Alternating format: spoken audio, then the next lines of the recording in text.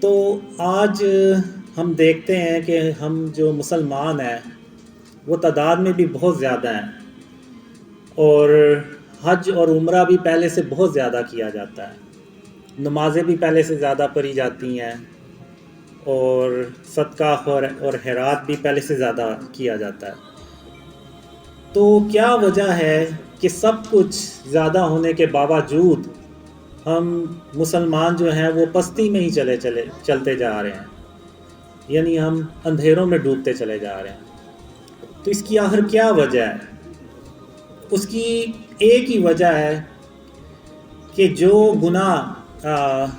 اللہ کے نزدیک سب سے بڑا ہے، اس کو آج کے دور میں ہم مسلمانوں نے سب سے چھوٹا گناہ سمجھنا شروع کر دیا ہے، اور اگر دوسرے معنوں میں دیکھیں تو ہم نے اس کو گناہ ہی نہیں سمجھا، اس کو گناہ ہی سمجھنا چھوڑ دیا ہے، اور وہ ہے شرک۔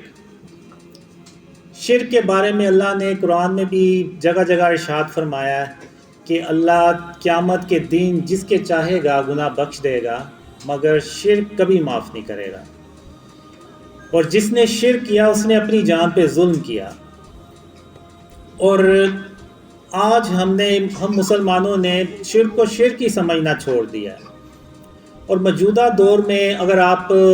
دیکھیں تو یہ دنیا اتنی شرک سے بھر چکی ہے کہ اس سے پہلے کبھی نہیں تھی۔ میں آپ کو شرک اور اس کی اقسام جب بتاؤں گا تو آپ اپنے ارد گرد گھوم کے نظر گھما کے دیکھیں تو آپ کو بھی یہی لگے گا کہ شرک جو ہے وہ واقعی اب اس دنیا میں بہت زیادہ پھیل چکا ہے۔ تو اب جو موجودہ دور ہے اس میں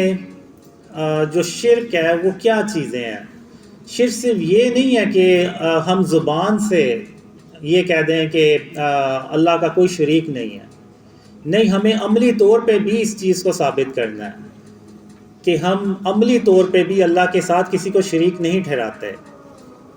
اگر آپ دیکھیں تو آج ہم نے آرٹ اور کلچر کے نام پہ، ڈیکوریشن کے نام پہ، اور اگر آپ دوسرے معنوں میں دیکھیں تو ہم نے کافروں کا کلچر جو ہے اس کو اڈاپٹ کیا ہے۔ تو ان چیزوں کے نام پہ ہم نے جو بت اور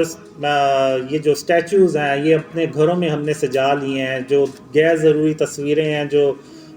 دیواروں پہ ہم نے اپنے گھروں میں سجا لی ہیں، یہ سب کی سب جو ہے نا یہ فارم آف شرک ہیں۔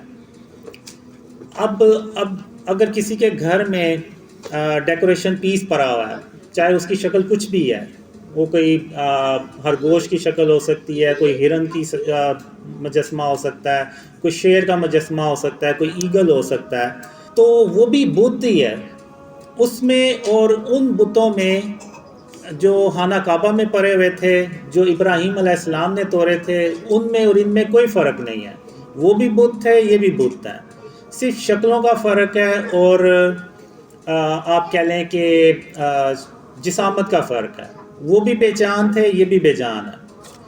وہ بھی اس وقت کے لوگوں کو نہ کوئی نفع یا نقصان پہنچا سکتے تھے، اور یہ بھی آج کے دور میں نہ کسی کو نفع یا نقصان پہنچا سکتے ہیں۔ تو ابراہیم علیہ السلام،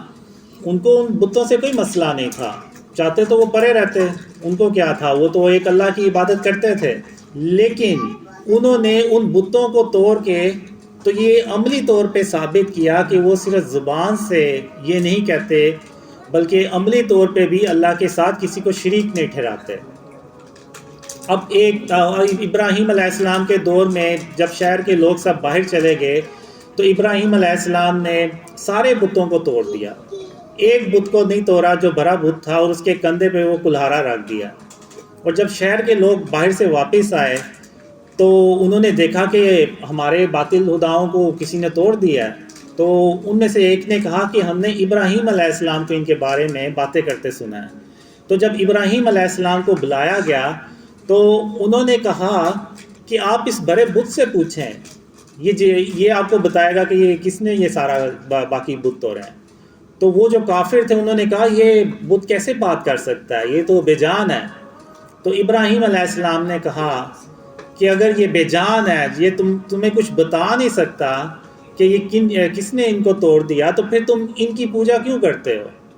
کیوں نہیں ایک اللہ رب العالمین کی عبادت کرتے؟ تو وہ بجائے سمجھنے کے، غور و فکر کرنے کے، وہ ابراہیم علیہ السلام کے اور بھی خلاف ہو گئے.